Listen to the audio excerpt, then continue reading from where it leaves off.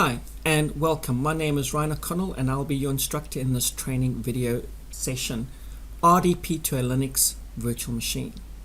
First of all, I'd like to thank you for subscribing to my YouTube channel, and I would like to thank you for taking the time to view this video, and I hope you learn a lot as I had fun making this video for you. So what are we going to cover? Well, what is a Linux RDP? We're going to create a Linux virtual machine using Cloud Shell. We will connect to that Linux machine using SSH. We'll install XFCE and XRDP open source applications for creating that remote desktop connection. We will test that connection and then we will clean up our resources. So what is a Linux virtual machine? When you create a Linux virtual machine, you also create resources on the VM hosts. These resources work together to virtualize a computer and run the Linux operating systems. These must exist and be selected during the VM creation, or the VM will be created, or those resources will be created automatically with the VM. Resources used in the Linux VM, we use CPU and memory. We use a storage account to hold the virtual disks. The virtual disks hold the OS, applications, and data. The virtual network connects the VM to other Azure services or to your on-prem hardware. A network interface is used to communicate with the VNet or virtual network, and of course an optional public IP address so that we can access the VM. So what is SSH? SSH is the default connection protocol for the Linux hosted in Azure. SSH itself provides encrypted connections. SSH uses a public-private key known as SSH keys. The standard TCP port for SSH is 22, and SSH is generally used to access Unix, Linux-like operating systems, but it can also be used on Windows. So just a quick note, the default port for SSH again is 22.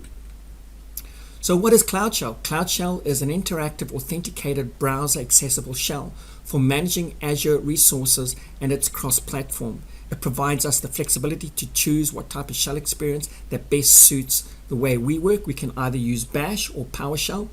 Cloud Shell can be used to manage Windows, Linux, and Mac OS. That's what we mean by cross-platform. We can switch between PowerShell and Bash to manage our various environments. Again, what is XFCE? XFCE is a free open source desktop environment for Linux and BSD operating systems. It consists of a number of components that provide full functionality one can expect from a modern desktop. So in other words, this will allow us to create our desktop environment. It can be installed on Linux, Mac OS, FreeBSD, and many more. And the features include Windows Manager, a desktop manager, panel, settings, a file manager, a session manager. It has various modules for numerous applications. It has a terminal emulator, a text editor, a calendar, an application finder, image viewer, and more. So this creates our desktop environment that we are very familiar with today. So what is XRDP? XRDP is a free open sourced implementation of the Microsoft RDP server that enables operating systems other than Windows to provide a full RDP compatible remote desktop session. RDP not only supports graphics remoting but also two-way clipboard transfer like text, bitmaps, and files, audio redirection, drive redirection so we can mount local client drives on a remote machine. RDP transport is encrypted using TLS by default. RDP provides a graphical login to remote machines using the RDP protocol or Microsoft Windows Desktop Protocol. So let's dive straight into our lab and let's see how this is done, and I hope you have fun doing this. So I'm going to switch over now to the Azure portal and we'll get this done. Hi, as you can see, I've logged into the portal. So the first thing we want to do is create a resource group. So I've navigated to resource groups. I'm in resource groups because you can tell from the top here. I'm going to click create. I'm going to go ahead and give my resource group a name. I'm going to click review and create. This is going to go ahead and create our resource group.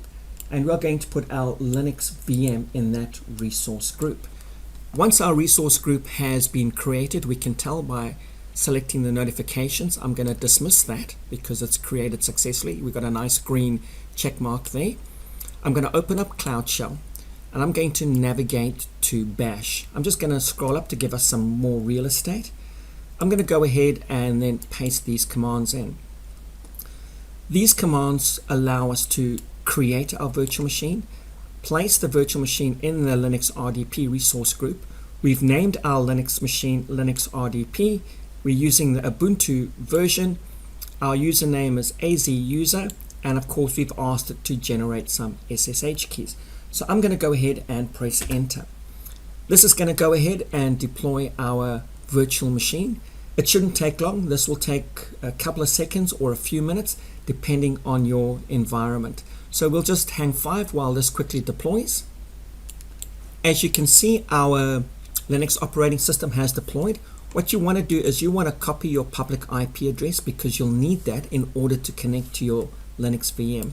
So I'm going to go ahead and connect to it. So I'm connecting with SSH user and then my public IP, and I'm going to go ahead and press enter. And this is asking me, do we want to connect? So I'm going to type in yes, and this will allow me to connect to my Linux virtual machine. Once we've connected to our Linux virtual machine, what we want to do is we want to actually go and do an update. Like any good administrator, we always want to update the operating system after we've installed it. So I'm going to do a sudo update, and this won't take long. This will go ahead and update our Linux virtual machine. Once our Linux virtual machine has been updated, we need to install a couple of apps to get RDP working on this Linux box. So I'm going to go ahead and paste in this command, and we're going to install XFCE. And XFCE is a free and open source desktop environment for Linux and BSD operating systems. So this is going to turn our Linux machine, give us the ability, to connect to our Linux machine and have that GUI interface. So I'm going to go ahead and press enter to install this, and this can take anywhere from a couple of minutes to 10 or 15 minutes while it installs. Just be a little bit patient because it's going to install applications, it's going to unpackage applications and then install them and then configure them. So I will be back with you shortly while this goes ahead and installs. Again, be a little bit patient. It can take a couple of minutes to install, so we'll just wait while this installs.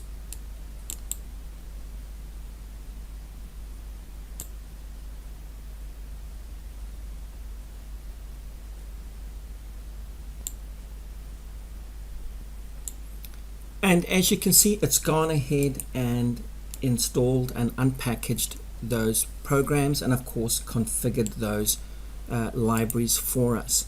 So the next thing we want to install is XRDP. So what is XRDP? XRDP again is a free open source implementation of the Microsoft RDP server that enables operating systems other than Microsoft Windows to provide a full RDP compatible remote desktop experience. So we need this in order to have the look and feel of RDP. So I'm going to go ahead and install this app, and we'll just hang 5 while it installs. It shouldn't take too long. And as you can see, it didn't take long at all. The app's installed. So what we need to do now is we need to go and enable XRDP. So I'm going to press enter and enable RDP. And now we need to do an echo session to XFCE. So I'm going to go ahead quickly and do that as well and paste that in. And this is going to force that session. Also, we're going to restart the XRDP service for remote desktop. And it's always good to do that. So I'm going to go ahead and restart that service because we've installed it and sometimes the service does require a restart. So once that service is installed, we're going to exit out of here, and we're going to now go ahead and install open up port 3389 for RDP. So I've got a command in Notepad, so I'm just going to go ahead and paste that command in there, and that's going to open up our remote desktop port so we can RDP. into that Linux machine. So what I'm going to do again is I'm just going to connect back to the Linux machine as well. So I'm just going to SSH back into there like I did earlier on using its public IP address. So I'm just going to paste that in there, and we're going to connect again to our Linux VM, and as you can see we are connected. Another thing that we can do is we need to set up a password, because we haven't set up a password. So without a password we are not going to be able to connect to our Linux machine. So I'm going to go ahead and do that right now. So I'm just going to paste that in, and we're going to say sudo, and we'll just use the password as azuser, the same as the username, and I'm going to press enter, and I'm going to type in the password in again, azuser, and press enter, and azuser, and press enter, and that's updated our password successfully.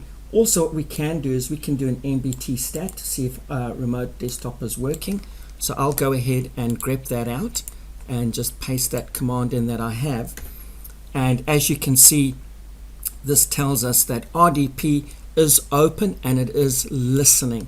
So this is great. So I'll just exit out of here,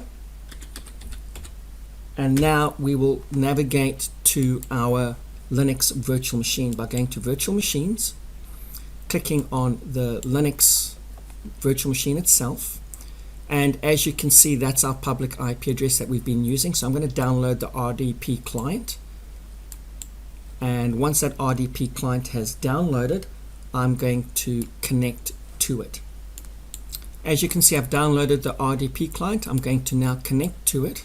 I'm just going to drag this over onto another window because it's opening up on my other window. So I'm just going to drag this over, and as you can see there's my RDP client, and there is the XRDP interface. So I'm going to type in my user, which was azuser, and I'm going to type in my password again, which was azuser, and I'm going to click OK, and this will now connect us to our Linux machine using a remote desktop connection. And of course, as you can see, XFCE has given us that graphical user interface for Linux.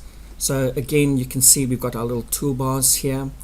I can navigate through our file system, can download music, I can go to my pictures, I can open up a terminal, just as if you were working on a physical Linux box in front of you.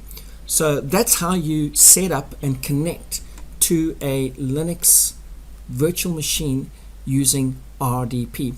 And you can see here it's azuser Linux RDP, and that wasn't hard. It just takes a little bit of knowledge on how to do this. So we have successfully completed this lab. So what we want to do, like all good engineers, when we're training, we want to go up and clean up our lab. So I'm going to disconnect from that RDP session. I'm going to move over to my virtual machine. I'm going to click on my Linux virtual machine. I'm going to click stop. I'm going to stop that virtual machine. Once that virtual machine is stopped, we're going to delete it, and then we're going to do the same with our resource group. And again, if we have a look at our notification area here, we can see that this virtual machine is in the process of stopping. Also, if you don't want to delete that virtual machine, once it's stopped and it's in a deallocated mode, you won't pay for it because you're not using it. Remember, Azure is pay as you go. You pay for what you use, and in our case it's deallocated. It's so we're not paying for it. So if you wanted to just stop the virtual machine, that's absolutely fine. If you want to delete it and clean it up, that's absolutely fine as well. Even though the virtual machine says it's stopped here, you can see it hasn't fully stopped until you get this notification. So I'll dismiss this, and I'll go ahead and delete this virtual machine because we don't need it anymore. So I'm going to go ahead and delete it, as you can see, and once that virtual machine has deleted, we'll then move over and delete our resource group because we no longer need our resource group. So I'll move over to resource groups. I would select my RDP resource group and delete all of these resources within this group. An easy way to do this is highlight the group name. So I'm going to highlight it and click copy. I'm going to say delete. I'm going to paste the group name in there, and I'm going to click delete. And this is going to go away and delete that group and clean up our resources, so that again, when we come to do our next lab, or if you're training from home, you don't have files and folders and other things lingering about that may cause you grief while you're trying to run your lab. I always say, when you're working from home, try and create your lab and then delete it, so that you're not paying for resources that you don't need. Again, clicking the notification icon at the top here will tell you the progress of what's happening. So we'll just wait a few seconds while this deletes, and then we'll do a refresh to make sure our environment is nice and clean. And as you can see, we've got confirmation that our group has been deleted. Let's dismiss all of these notifications. Let's go to resource groups and let's hit the refresh button a couple of times, and that'll refresh our group. Again, you can also do a refresh by clicking the top here and saying refresh Azure, and that will refresh our groups. Again, if you wanted to delete a resource group, just select the resource group like we've got here, copy the resource group here, and then go delete, and then paste that into there and select delete, and that will delete that resource group. Again, while the resource group is in the process of deleting or being removed, you can see here on the notification area that your resources are being deleted and cleaned up. I would like to thank you for subscribing to my YouTube channel. I'd like to thank you for taking the time to watch this video.